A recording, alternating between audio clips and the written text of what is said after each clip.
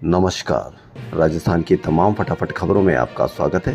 राजस्थान की खबरों के लिए आपसे निवेदन कि यदि आपने हमारे चैनल को सब्सक्राइब नहीं किया है तो कृपया करके आपके अपने चैनल को सब्सक्राइब करना ना भूलें। आप सब्सक्राइब करते हैं तो हमें हिम्मत होती है सही और सच्ची खबरें आप तक पहुंचाने की। तो क्या है आज की बड़ी खबर की ओर, जो बजट की है। प्रदेश के 10 जुलाई के पेश बजट पर बहस के अंतिम दिन मंगलवार को वित्त मंत्री दिया कुमारी ने सरकार की तरफ से जवाब पेश किया। इस दौरान उन्होंने पिछली कांग्रेस सरकार पर 16 बार हमला बोला। उन्होंने कहा कि कांग्रेस सरकार में प्रदेश को कर्ज में डुबोकर घी पीने का काम किया। जनता कोरोना से जूझ रही थी और सरकार 5 सितारा होटलों में बंद थी। उन्होंने दावा किया, हम बजट में की गई घोषणाओं को इसी साल पूरा करेंगे। हालांकि यह एक साल का नहीं बल्कि 2047 के विकसित राजस्थान का बजट है। खजाना खाली छोड़कर गहलोत सरकार गई है, फिर भी हम डबल इंजन की सरकार है। अर्थव्यवस्था पटरी पर लाएंगे, इसी साल शिलान्यास भी करेंगे और उद्घाटन भी। वहीं नेता प्रतिपक्ष टीकाराम जूली ने कहा कि आप हमारी सरकार की नीतियों और फैसलों की आलोचना कर रहे हो। ऐसा है तो हमारी टीम से बजट क्यों तैयार करवाया? अफसरों की जिस टीम ने हमारा बजट बनाया था उसी से आपने क्यों बनवाया? वहीं प्रधानमंत्री गरीब की बेटी की शादी में शामिल नहीं होते, लेकिन उद्योगपति के बेटे की शादी में शामिल होते हैं। जयपुर में सैटेलाइट सिटी को लेकर राज्य सरकार ने प्लानिंग शुरू कर दी है। बजट लेखानुदान में उप मुख्यमंत्री ने जैसे ही जयपुर में हाईटेक सिटी की घोषणा की, तभी से लोगों में उत्सुकता है। योजना को धरातल पर लाने के लिए पहले मुख्य सचिव ने यूडीए जेडी अधिकारियों के साथ बैठक की। इसके बाद एक टीम गुजरात भेजी गई है। उपभोक्ता मामलात मंत्रालय के तहत BIS की हॉलमार्किंग कमेटी की 22 जुलाई की बैठक में चांदी के आभूषणों पर हॉलमार्किंग अनिवार्य करने पर फैसला हो सकता है। यह एक बहुत बड़ी खबर। इसके अलावा भरतपुर, डूंगरपुर और बाड़मेर को सोने के गहनों के लिए अनिवार्य हॉलमार्किंग में लाया जाएगा। अजमेर दरगाह के बाहर सर तन से जुदा नारे लगाने के मामले में अदालत ने मंगलवार को गौहर चिश्ती सहित सभी 6 आरोपियों को बरी कर दिया। यह भी साबित नहीं हुआ कि अनुसंधान अधिकारी इस प्रकरण को साबित नहीं कर सके और यह भी साबित नहीं हुआ कि वीडियो और पेन ड्राइव असली है। 22 गवाह 32 दस्तावेज पेश किए गए, लेकिन पुलिस साबित नहीं कर सकी। जल जीवन मिशन घोटाले से जुड़े केस में ईडी ने पूछताछ के बाद पूर्व मंत्री महेश जोशी के करीबी संजय बड़ाया को मंगलवार को गिरफ्तार कर लिया। ईडी ने बड़ाया को मेडिकल कराने के बाद रात करीब 9:45 पर गांधीनगर स्थित विशेष कोर्ट के जज के घर पेश किया।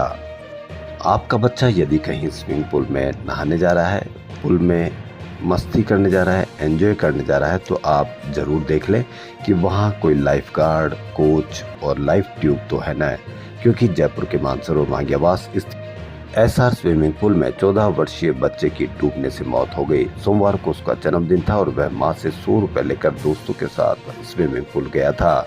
जब वह दोस्तों के साथ पूल में उतरा तब न तो लाइफ गार्ड था, न कोच और न ही लाइफ ट्यूब।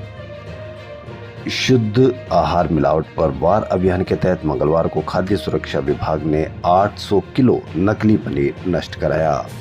हरियाणा से आ रहा नकली पनीर चौमोर जयपुर में खपाने की प्लानिंग थी। 800 किलो पनीर यानी कम से कम 800 से 1600 परिवारों में ये पनीर जाने वाला था।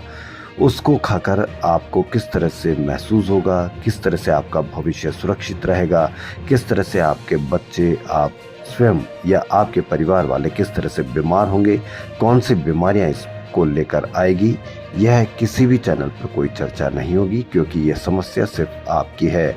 आपको किसी और का डर दिखाया जाता है, लेकिन असली समस्या यह जो आप देख रहे हैं।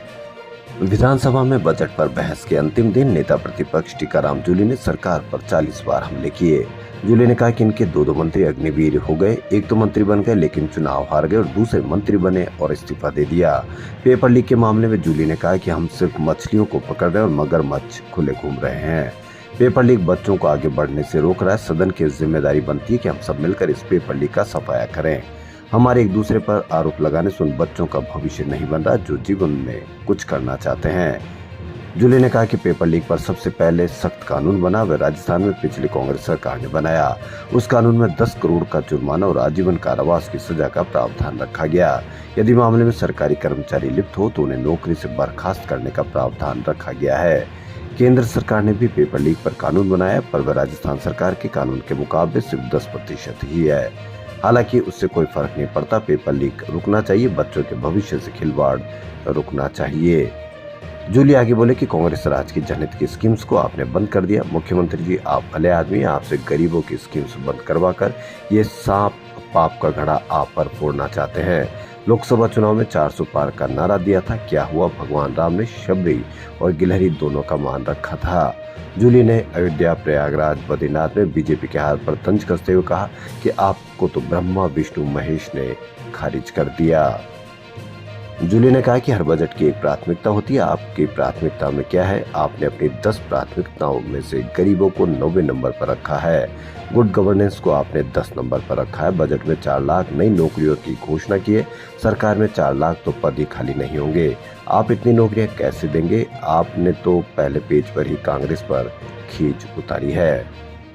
विधानसभा में मंगलवार को सत्र की बैठक शुरू होने से पहले भाजपा विधायक दल की मीटिंग हुई। इसमें मुख्यमंत्री भजनलाल शर्मा और मंत्री मौजूद थे। मीटिंग में सभी भाजपा विधायकों को एकजुट होकर रहने और विपक्ष के हमलों का सामना करना तय हुआ। नकल की भी हद होती है। राजस्थान स्टेट ओपन स्कूल की 10वीं और 12वीं की परीक्षाओं में हैरान कर देने वाले मामले सामने आए। बाड़मेर और जोधपुर जिले के कुछ परीक्षा केंद्रों पर न केवल डमी अभ्यर्थी परीक्षा देते पकड़े गए, बल्कि सामूहिक नकल भी की जा रही थी। स्टेट ओपन के सचिव की निगरानी में गठित कमेटी जब इन केंद्रों पर पहुंची तो जांच अधिकारी इस तरह का फर्जीवाड़ा देखकर हैरान रह गए। टीम इस बात की पड़ताल में जुटी है कि इन केंद्रों पर इस तरह का फर्जीवाड़ा कब से चल रहा है। क्रीडा परिषद के 8 खेलों के 40 खिलाड़ी से शुरू हुआ स्पोर्ट्स स्कूल में अब केवल 6 खेलों के 21 खिलाड़ी ही बचे हैं। 3 सालों में से स्कूल के खिलाड़ियों की संख्या करीब 360 के पार जानी चाहिए थी, लेकिन ऐसा करने में क्रीडा परिषद पूरी तरह से फेल साबित हुआ। अब नई घोषणा के अनुसार सरकार स्पोर्ट्स यूनिवर्सिटी और सभी संभागों पर स्पोर्ट्स कॉलेज खोलने की तैयारी कर रही है। इसका जिम्मा भी खेल विभाग पर ही होगा। यह वही खेल विभाग है जो स्पोर्ट्स स्कूल को संचालित करने में पूरी तरह से नाकाम साबित हुआ है। सरकार ने बजट घोषणा में वाहन स्वामी के नाम ट्रांसफर के दौरान वाहन के भौतिक सत्यापन कराने की अनिवार्यता से मुक्त कर दिया। ऐसे में अब वाहन का भौतिक सत्यापन नहीं किया जाएगा। यह बजट घोषणा किस तरह से लागू होगी, इसको लेकर परिवहन मुख्यालय में मंथन शुरू हो चुका है। वहीं इस मामले को लेकर परिवहन विभाग के अधिकारियों की माने तो उनका कहना है कि फेसलेस सुविधा देना लोगों को अच्छी बात है, लेकिन वाहनों का भौतिक सत्यापन ही अगर बंद कर दिया गया तो ऐसे में वाहन की भौतिक स्थिति का पता लगाना मुश्किल होगा। देश रक्षा में अग्रणी झुंझुनू जिले के 2 और जवानों ने शहादत दी है। जम्मू कश्मीर के डोडा जिले के डेसा में आतंकवादियों से हुई मुठभेड़ में जिले के 2 जवान भैंसावाड़ा कला के अजय सिंह व डुमोली कला की खोबा की ढाणी के विजेंद्र सिंह शहीद हो गए। दोनों की पार्थिव देह बुधवार को गांव पहुंचने की यानी आज पहुंचने की संभावना है। मंगलवार सुबह जब दोनों की शहादत की खबर मिली तो भैंसावाड़ा व डुमोली में माहौल गमगीन हो गया। आतंकी हमले में शहीद होने वाले जिले के दोनों जवान एक साथ भर्ती हुए थे और अब शहीद भी दोनों साथ हुए हैं। अजय सिंह नरूका अपने पिता के कोटे से तथा विजेंद्र सिंह दोराता अपने सैनिक भाई के कोटे से 2018 में फतेहगढ़ से भर्ती हुए थे। दोनों जवान 10 राष्ट्रीय राइफल्स में तैनात थे। सर्च के दौरान आतंकियों का पीछा करते हुए फायरिंग करने पर दोनों जवान देश के लिए बलिदान हो गए। परिजनों के अनुसार देश के लिए शहीद हुए दोनों जवानों की पार्थिव देह आज सिंगाना थाने में पहुंचेगी। इसके बाद उनके पैतृक गांव में अंत्येष्टि की जाएगी। 2 गांव में जवानों की एक साथ शहादत की सूचना मिलने पर गांव में गमगीन माहौल बना हुआ है। अंत्येष्टियों की तैयारी की जा रही है। इसके अलावा लाडों की विदाई को लेकर गांव की गलियों की सफाई की जा रही है। भैंसावाड़ा कला में शहीद अजय सिंह नरूका के घर तक रास्ता उबड़ खाबड़ होने के कारण जेसीबी मशीन लगाकर ठीक करवाया जा रहा है। पुलिस ने सोमवार देर रात सघन नाकाबंदी, सर्च और कार्डन ऑपरेशन चलाकर 45 लाख रुपए की फिरौती के लिए पेंट्स व्यापारी आदित्य जैन के अपहरण करने की घटना का 200 किलोमीटर तक पीछा करते हुए 6 घंटे में पट्टाक्षेप कर दिया। पुलिस ने करीब 400 सीसीटीवी कैमरे खंगाले, अपहृत व्यवसायी को सकुशल मुक्त करा दिया। ये बहुत बड़ी खबर, अच्छी खबर।